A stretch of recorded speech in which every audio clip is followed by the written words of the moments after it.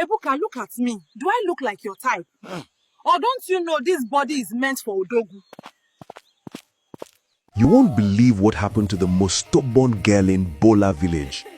The girl who said no man born of a poor mother could ever marry her. Her name was Opwe. And her story still makes the elders in Bola laugh and shake their heads every time it's told by the fireside. They say Opwe didn't just have pride. She bathed in it daily, like morning water. As a little girl, she was playful and sweet. But the moment she discovered mirrors, trouble began. Every morning, she would stand before her mother's cracked mirror, twisting her neck like a turkey, whispering, "See beauty, see class. The world must bow." Her mother, Mama Ejoma, would shake her head and mutter, "Beauty that cannot cook soup will soon expire like old palm well." But Opwe would laugh and say, "Mama, you are too local. You don't understand high class." By the time she turned 20, she walked through Bola like she was made of gold. When she passed through the market, her hips would swing like a clock pendulum, and her chin stayed so high that even birds couldn't compete. If a goat crossed her path, she'd hiss and say even animals should respect royalty.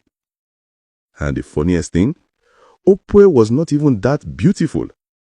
Her skin was fine from afar, but rough when you looked closely. Yet her confidence was so big it covered her flaws. The villagers began calling her Her Majesty Queen of Mbola, and she liked it. Then came the suitors. The first man to try his luck was Ojene the hunter. He was strong, honest, and known for catching bushmeat that even other hunters feared to chase. He came one cool evening with roasted meat as a gift. "Opwe," he said shyly, "you are the light of Mbola. Please marry me. I will hunt for you, care for you, and love you till the gods call me home." Opwe looked at him from head to toe and burst out laughing. "Marry you, a man who sleeps in the forest with mosquitoes and smells of squirrel smoke? Please, go and marry your fellow monkeys." The poor man walked away, his heart heavy. Next came Madu, the carpenter, kind, soft-spoken, and good with his hands. He made her a beautiful stool and brought 2 bottles of palm wine for her family. "Opwe," he said gently, "I may not be rich, but I'll build you a good life." Opwe folded her arms. "Build? Out of wood? So termites will eat me alive." "Please, Madu, I'm allergic to poverty." Even her mother gasped. "Opwe, is that how to talk to a man?" "Mama, please," she replied proudly. "You want me to marry a carpenter? The man I'll marry must drive a car, not carry hammer." The third suitor was Ekene, the palm wine tapper. Everyone in Bola loved him. He was cheerful, always helping people, and his laughter could heal sadness. He came with a calabash of fresh palm wine, still bubbling. "Opwe," he said with a smile, "I know I'm not rich, but I'll make you laugh every day." Opwe sniffed the air and made a face. "Your body is smiling poverty, and your wine smells of hard work. Please shift before your odor touches me." The villagers around laughed, but Mama Ijoma nearly fainted. That night, she sat her daughter down and said, "My child, you are not getting younger. Even moonlight loses its shine after too many nights. A good man is worth more than gold." But Opwe laughed, flipping her hair. "Mama, stop worrying. My Odogu will come. A great man, rich, tall, with a voice like thunder and a car that shines like the sun. You will see him one day." From then on, every evening, Opwe would dress up and sit by the road waiting for her Odogu. She would wear her mother's best wrapper, rub powder until her face looked like pounded yam, and smile at passing birds. Children started teasing her. "Auntie Opwe, your Odogun is stuck in traffic," they would chant. She would wave her hand dramatically. "Don't worry, you will see him soon. He is just taking time to look perfect." And then, one hot afternoon, destiny, or what looked like it, arrived. A loud motorcycle sound filled the air. Vroom! Dust scattered everywhere. a man in shiny shoes and dark glasses parked in the village square. Everyone came out to look. Opwe's eyes widened. "This must be him," she whispered.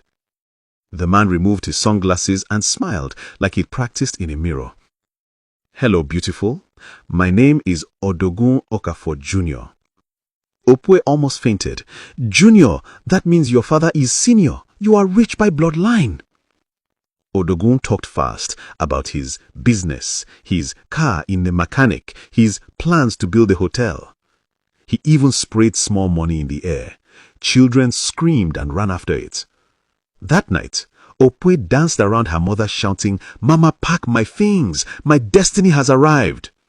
Mama Ijoma knelt and begged, "My daughter, slow down. A man who talks too much is like a drum, loud but hollow." But Opwe didn't listen. She left with Odogun the next morning. At first, the city looked like heaven. She saw big buildings, bright lights, and people wearing fine clothes. Odogun took her to a small house and said, "Welcome to our home." She looked around. The place was tiny, and an old man was sleeping in the corner. "Who is that?" she asked. "My uncle," he said proudly. "We share the room. Family love."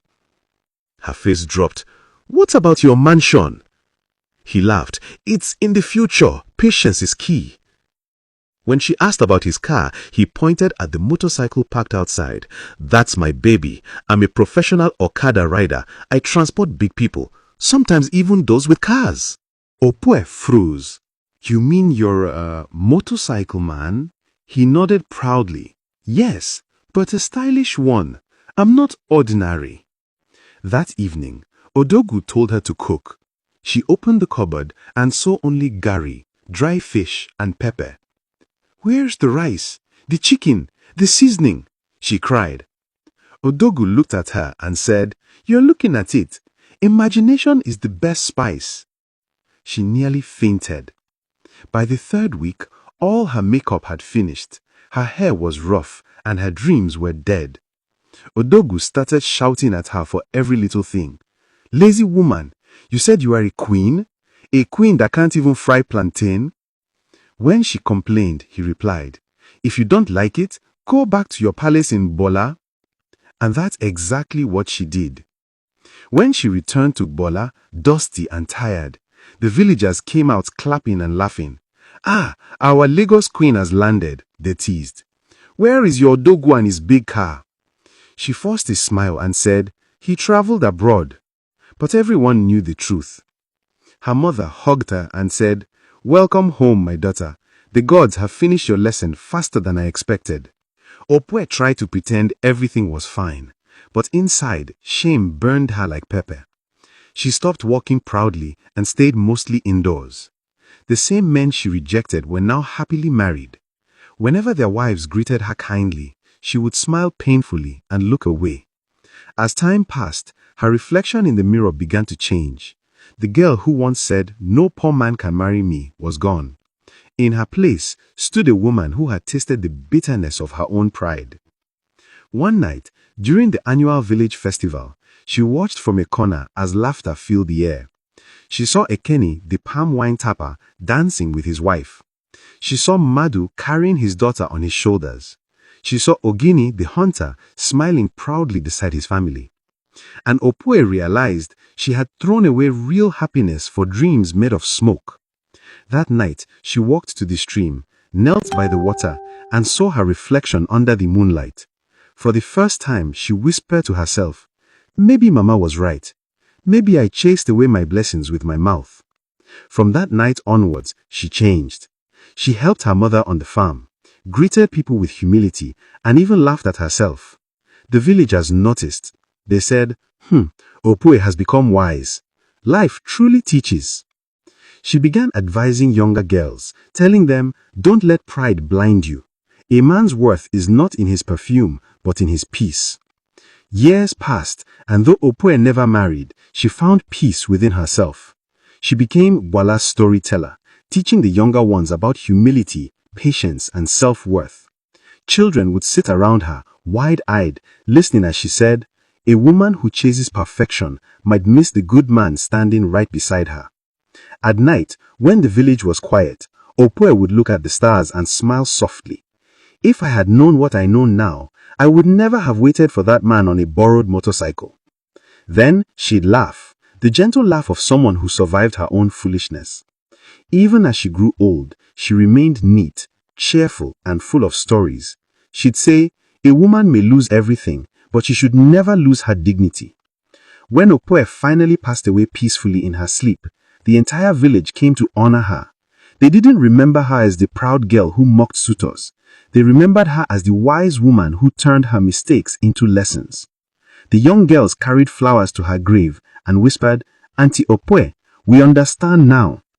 And so, in Bola village, whenever someone starts acting too proud or setting impossible standards, people simply say, "Be careful before you end up like Opoe, the queen of pride who waited too long for her odogu." Because, in the end, everyone learned that pride rises fast but falls faster, and the heart that humbles itself will always find peace.